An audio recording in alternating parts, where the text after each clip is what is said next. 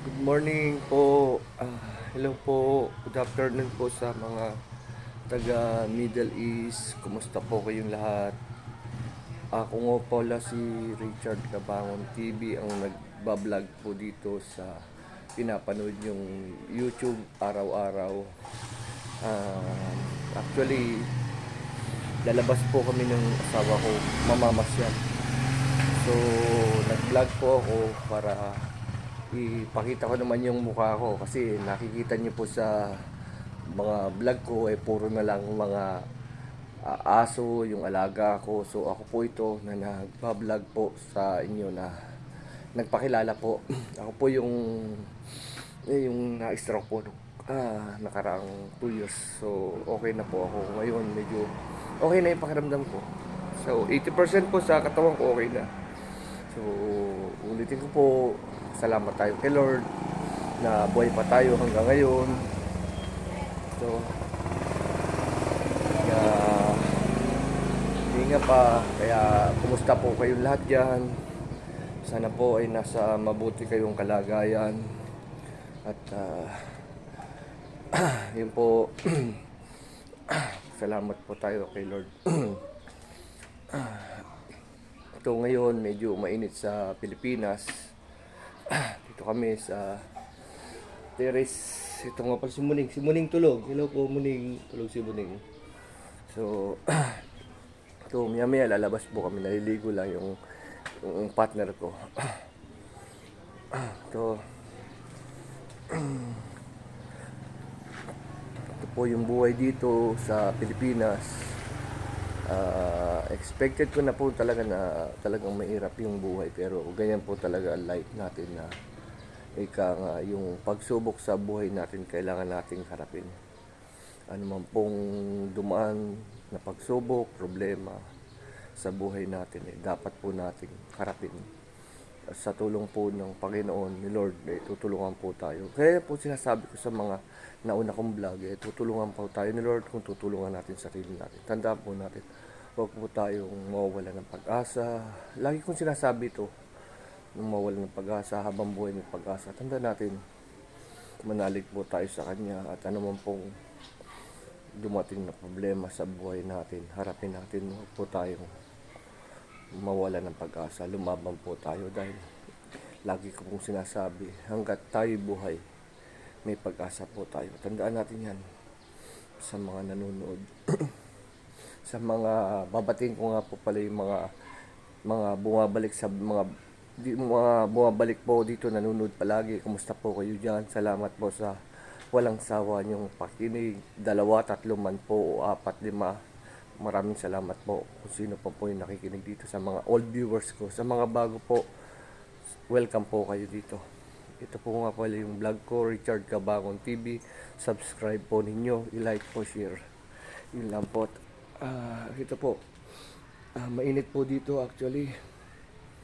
So, yun po ang nasasabi ko palagi na true talaga yung buhay natin. Kasi huwag tayong mawala ng pag-asa. Laban lang kung ano man yung mga pinagdaanan natin. Move on po tayo. Move on natin. Move on tayo sa lahat ng ginagawa natin sa buhay. Kumuha tayo ng mabuti sa kapwa. Tandaan natin, ang paggawa po ng mabuti sa kapwa ay maganda. Mas maganda po gumawa tayo ng mabuti kaysa sa masama. Kasi ang totoo lang po, hindi natin mape-perfect yung ating araw-araw na ginagawa. Totoo, inuulit ko lagi ito sa vlog ko na araw-araw tayo nagkakasala, walang perfectong tao.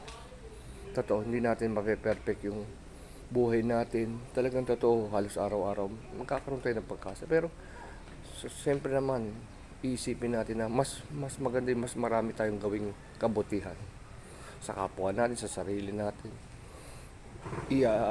Itama po natin yung ating buhay. Alam na natin mali, huwag na natin gawin. Ika nga, meron tayong nagawang pagkakamali noon. Mistake become lesson na huwag na natin ulitin. Na pag alam na natin mali, huwag natin, doon tayo sa tama. Yung Sa ngayon po, yung nararamdaman ko, ito yung right side ng part ng katawan ko medyo namamanid. Pero carry pa naman. Kasi alam niyo kung bakit. Nasa tabi ko si Lord eh. Di ba? Tabi ko si Lord kahit araw-araw, matulog o whatever. Lagi niya akong sinasamahan. Sinasamahan niya ako pag matulog. Kahit saan ako magpunta. Nandiyan lagi sa tabi natin. Kayo din po. Pinag-uusapan natin si Lord. Pinag-uusapan natin siya. Nandiyan din sa tabi niyo si Lord. Kaya kung sino may nakikinig dito, kapag tumaas yung balahibo, naniniwala sa akin na si Lord ay buhay. Tandaan natin yan. Pagkatandaan po natin yan, si Lord ay buhay. Huwag po tayong mawawala ng pag-asa. Lahat ng bagay may solusyon. Totoo po. Kasi mas maganda pong pag-usapan natin paminsan-minsan ang Panginoon. Kasi matutuwa sa atin yan. O pinag-uusapan ako. Kasi makipag-martes tayo sa iba. Wala yung mangyayari. I-share mo kung ano yung nangyari, blessing o pagsubok sa buhay mo. Kung sino man po yung nakikinig dito, mag-comment lang po kayo at ating sasagutin. Tayo po lahat dito ay nabubuhay pansamantala lamang. Pansamantala lamang po yung buhay natin na hiniram natin sa Panginoon. Kaya enjoy the life until we alive. At yung mga blessing po na dumating sa atin, pag meron po tayong sobra, ibigay natin sa mga nangakailangan. Kapag may sobra po tayo, share the blessing. Share the blessing natin. Yung lahat ng mga na ibibigay dumarating sa atin. Share the blessing.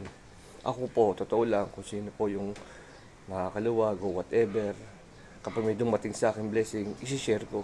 Like, alimbawa po, may sakit na kamukha kong PWD, may dumating sa akin blessing, isi-share ko. Totoo, may dumating sa akin blessing, iba-vlog ko pa. Kung mayroon dumating sa akin whatever amount, ito yung binigay na amount, ibibigay ko sa nangangailangan. Especially yung mga PWD na kagaya ko, ibibigay ko po yung blessing na ibibigay sa akin. Hindi, kung sino man po, yun po. Kaya magpapasalamat po ako kung sino yung magbibigay ng blessing at isi-share ko sa mga taong nangangailangan dito sa aming barangay. Kasi mas maganda po yun. Tsaka ngayon po, hindi ako makakapag-share kasi sa totoo lang po, wala rin akong trabaho, nasa bahay lang po ako. Nagme-maintenance din po ako ng gamot. Dahil inaasahan ko lang po yung isang anak ko, nagtatrabaho. Ilaman po kami mag-asawa, wala. Yung asawa ko po, senior citizen na rin, wala rin trabaho. Kaya nagtsatsaga na lang po kami na ganito, okay lang. Maligaya na po ako kumain ng 3 times a day, whatever, kung ano yung nakain dyan.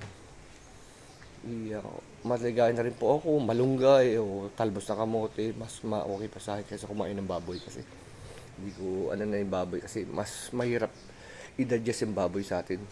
Lalo pag nagkaroon ng ganito cholesterol, nagkaroon tayo ng cholesterol, high blood, may sugar ka, komplikado na po. Mas gusto ko pa yung mga gulay-gulay, fresh gulay, yun po. Yun. Kaya sinare ko lang po ito. Ito, pasyalan natin si Sweetie. Yung alaga ko para makita nyo naman. Ito po si Sweetie namin. Sweetie, hi, hello ka. Sweetie, hello ka. Sige na, dito tayo. Ayan po si Sweetie namin. Ayan, na ano natin. Siya. Huwag ka na umiyak, Sweetie, hindi si Mama.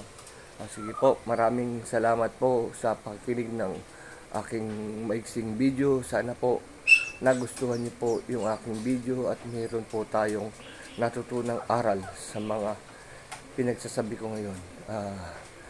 Magdasal po tayo palagi, kahit saan po tayo, mag-pray po tayo, pasalamat po tayo kay God.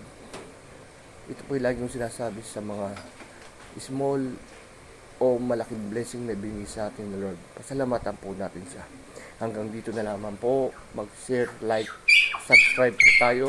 Maraming salamat po. Thank you po. Bye-bye po. Ingat po kayo lahat.